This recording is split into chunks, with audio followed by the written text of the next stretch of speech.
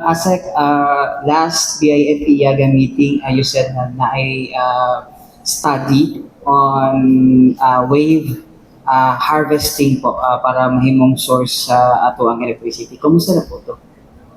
Okay, we call that ocean technology, ocean tech. Under blue economy. We're just awaiting for details of the Asian Development Bank announcement in December of last year for a 500 million US dollar financing for the Philippines, particularly on blue economy. Now, when you talk about blue economy, it isn't just about the fisheries and marine. Now, we derive food, for instance. So much of what we eat, especially aquaculture products, gikan maginas dagat. So it's called blue economy. So anything about tuna, sardines, are under the purview of blue economy. But there's another very important element in the blue economy, energy. Energy, which is just like food, is also available, scalable, and investable. In other countries, many of them now source out electricity from ocean technology. Wa pa manggod na, if ever first time pa na siya diri explore sa Mindanao. But in other countries, mga waves nila are now generating electricity. Of course, in Mindanao also, we are pushing for offshore wind nga naa na sugdan sa Luzon. Sa Luzon, daghan na sila windmills and Visayas. Kung dito mo sa Aklan perhaps, sa Boracay, makita ninyo across, daghang windmills na. In Luzon, sa Rizal, sa North Luzon, Ilocos, daghang windmills na. Nganong walay windmill ni isa diri sa Mindanao? It's because our speed of wind is only around less than 6 meters per second. Compared to Visayas and Luzon, the wind speed nila is 9 meters per second. So that is what is required, Manggod, to make the windmill viable so that the wind is strong enough to turn the turbine and then produce electricity. Kana kung ibutang siya sa mga bukid-bukid sa Mindanao, pili siya viable pa at the moment. But if kung ibutang siya sa mga offshore area, meaning to say sa dagat, just like in Surigao, nga na kay Davao Oriental, na kusog kaayo ang waves, for instance, because of kusog ang hangin, then this technology could be viable. Much which is the investor na lang, you're putting up something in the sea, by the ocean, then you also integrate ocean technology. We've asked already about 3 years ago ADB, and they did scoping mission for Dinagat Islands and in Balut Islands in Sarangani. We are following on that in terms of how can it be later on, since dito siya gistadihan in those areas, kung i-situate siya in some other near areas like Davao Oriental or in the islands of Basilan, Sulu, and Tawi-Tawi, unsang ihang viability. That's the next phase of what we will be doing with Ocean Pixel, a Singapore-based company that had partnered with Minda to introduce these types of technology so that in Mindanao, daghan tao ginatanaw nga possible sources. We're not just relying on the usual traditional sources, but we're also entertaining the possibility of this new technology being made available in Mindanao. Just like hydrogen, which is also in Poland and in Germany, is now being used as a source of energy, not just for electricity, but to power buses and cars. Hydrogen na. That's why, if you recall, about 5 years ago, we partnered with Hydrogen de France, HDF company, which is set to put up the first ever hydro technology in the Philippines, here in Mindanao, particularly in Zamboanga, Sibugay. And so, feasibility study is ongoing for that particular technology. So, these and many others are among the technologies we are exploring for Mindanao. Clarify na ko, ang kaning sa wave harvesting, ano pa ni siya, feasibility study pa lang ni siya. Pre pa gani, dili pa siya, scoping pa lang siya. Sa scoping stage pa lang siya, identifying areas. $500 million na proposed budget bitawagan na, or financing Ni is ADB. para lang siya sa scoping pa, or no. all over na. Wala pa may details. That's why, insofar as unsa ang naa sa $500 million na ADB. Pwedeng pang technical assistance, they will deploy consultants to do study. Two, pwede po siyang pang seed fund na to attract private sector, to blend it with private sector investment to actually now build these technologies in several areas, not just Mindanao, but all across the Philippines. So that's one also. That money also will probably finance some projects related to marine biodiversity projects, for instance. Massive planting of mangroves is one very important project also.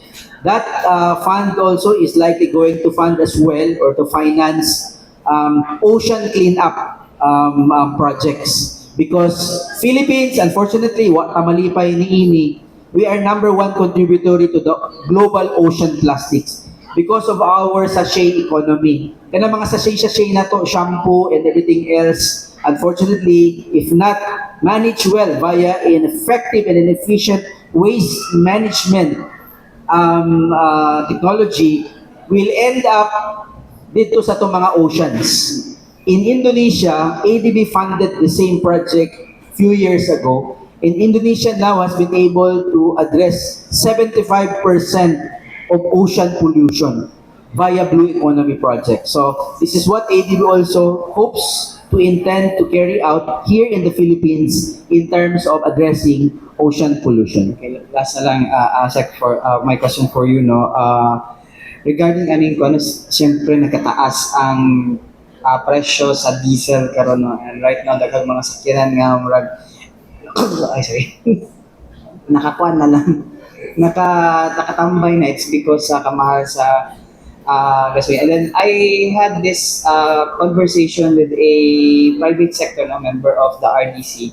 Ano siya nga, mas better daw nga mag-shift na ang mga tao from the conventional na kaning petroleum run ng mga vehicle to electric vehicle. Your thoughts po? Yes, we had what they called Electric Vehicle Industry Development Act, or it's called EVIDA, which was passed, I think, 4 or 5 years ago. EVIDA law actually paved the way for Philippines to put up necessary guidelines and policies that will make it viable for electric vehicle and hybrid vehicle to be the ones utilized for many of our mobility in the Philippines.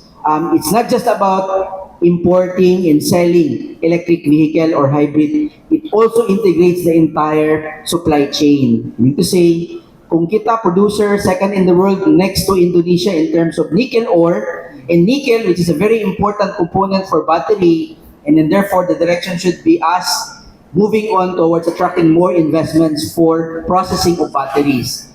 Because if we are a processor of battery, then that will attract entry of players in many countries such as China, another leader of electric vehicle, to build electric vehicles here in the Philippines. In fact, nanay nagsugod sa Luzon of build of hybrid in terms of cars. But we wanted more of this accelerated in terms of Philippines also being able to produce components so that one reason manggod nga nung alanganin ka mupalit og electric vehicle karon is kumupalit ka, baka mahutdan ka kuryente, layo ang imuhang biyahe. So that's called what they call anxiety, range anxiety. Anxious ka, basic.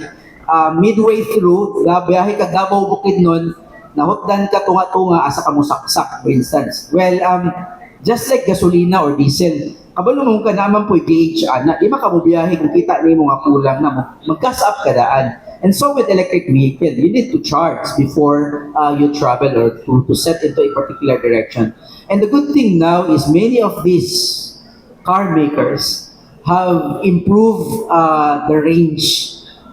Na in single charging, 2 hours, 3 hours, or 4 hours will deliver for you 400 to 500 kilometers already. Single charging lang na siya. Pwede ka na magtuog dyan sa back and forth.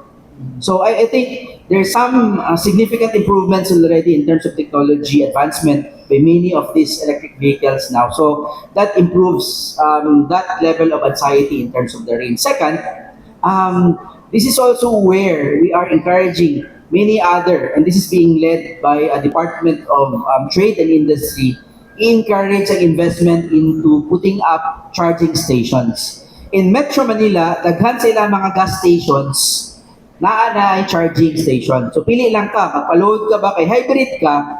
Pag hybrid ka, you can either dili lang ka tong hybrid na mo charge lang siya kung magdagan ang ICE combustion or internal combustion engine. Kasi mag-load gihapon ka og gasoline, magdagan ng sakyanan habang nagadagan ng sakyanan, naga-charge ang battery.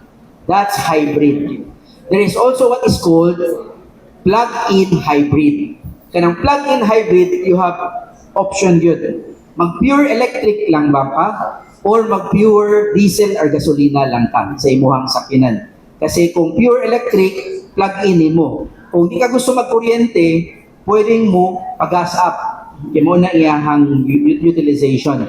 So these new vehicles na plug-in hybrid is the one more tawagan ni sought after by consumers or riding public right now nga mamalit og sakyanan kay kung mahutan ka kuryente, then na ang imuhang gas mo kick in to deliver that needed power for you to get to your destination. So alternately magpulihan na siya. That's the difference with hybrid lang. Kasi ang hybrid lang, you still need the gasoline para mag-charge ang imuhang battery habang nagadagan ka. Dili to siya plug-in, wala to saksak ang hybrid. But the plug-in hybrid, musaksak ka to charge your battery, pwede po ka magpa-gas up to run your car. But in Mindanao ba, unsa ba ni siya kakuan or unsa ba ginabuhat sa Mindanao to encourage investors, the private sector and also the LGU na maghinay-hinayan na dapat nato ni nga i-push ang kining mga EVs sa tuang localities. We have partnered with UNIDO, or United Nations Industrial Development Organization, which has and continues to assist Department of Trade and Industry come up with specific policies under the EVIDA that will make it attractive for rollout of electric vehicle.